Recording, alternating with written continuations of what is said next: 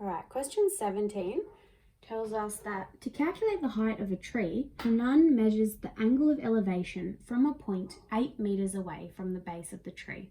Okay, so we've got a tree, we know that, so we can draw that straight away. If you like, you can draw it as an actual tree, you can put the branches in, but basically a tree is just going to be represented by a vertical line, okay? Because trees, they're usually vertical, they grow straight up.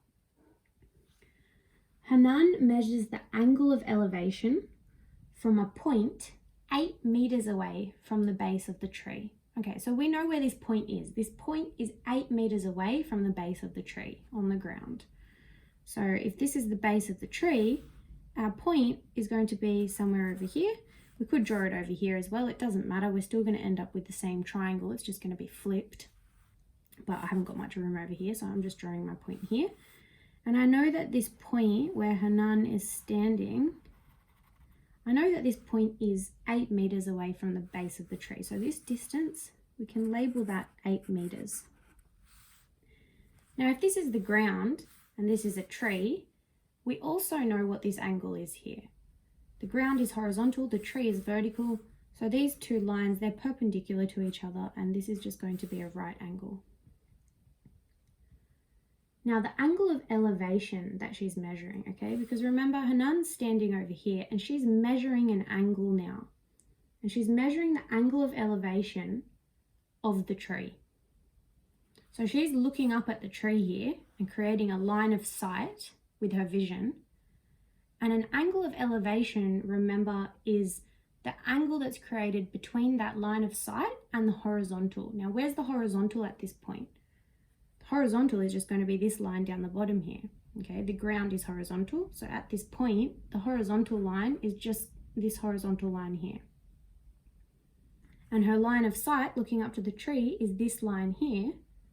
So you can see that if she starts at the horizontal, she's elevating her gaze upwards above the horizontal until she reaches the tree. So you can see why that's called an angle of elevation. If it was an angle of depression, she'd actually be lowering her gaze down here, and the line of sight would be somewhere down here underneath the horizontal or below the horizontal. But because it's an angle of elevation, she's looking up, and that makes sense because it's a tree. She's not going to be looking down at a tree, she's looking up at a tree. So we know that her angle of elevation as she looks up is 36 degrees. So let's put in her line of sight to the top of the tree here.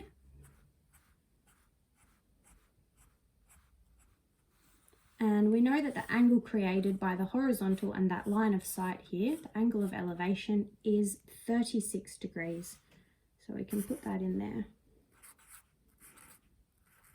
That's the angle that's created between those two lines. And the question asks us, how high is the tree to the nearest meter? Well, we can easily find that out because the tree height is just one of the sides in the triangle.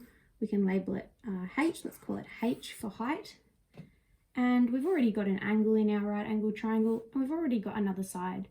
So we're working with two sides and an angle in a right angle triangle, which means we need to use one of our trig ratios.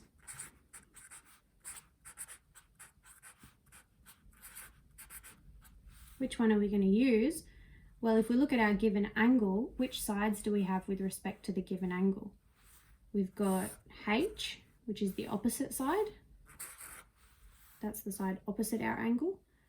And we've also got this 8 meters here, which is the side adjacent to our angle. We haven't got this hypotenuse, and we're not interested in finding out the length of the hypotenuse, so we're not going to be using SO or CAR. We're using TOA.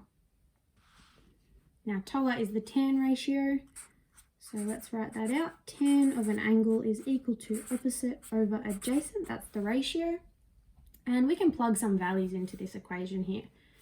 So our angle is 36 degrees, so we can write tan of 36 is equal to opposite, and our opposite is H. We don't know what it is yet, that's our unknown, over adjacent, and our adjacent was 8. So here's our equation. We only need to solve it for one unknown, and we've only got one unknown here. So we just need to solve for h, and the way we do that is we use inverse operations. So we need to multiply both sides by 8 here. And on the left we end up with 8 times tan 36.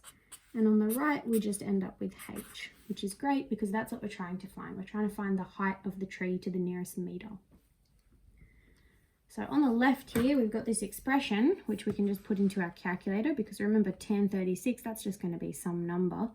So 8 times tan 36 gives us 5.81. And remember, the height needs to be to the nearest meter. So it's just going to be 6 meters. So our height is 6 meters.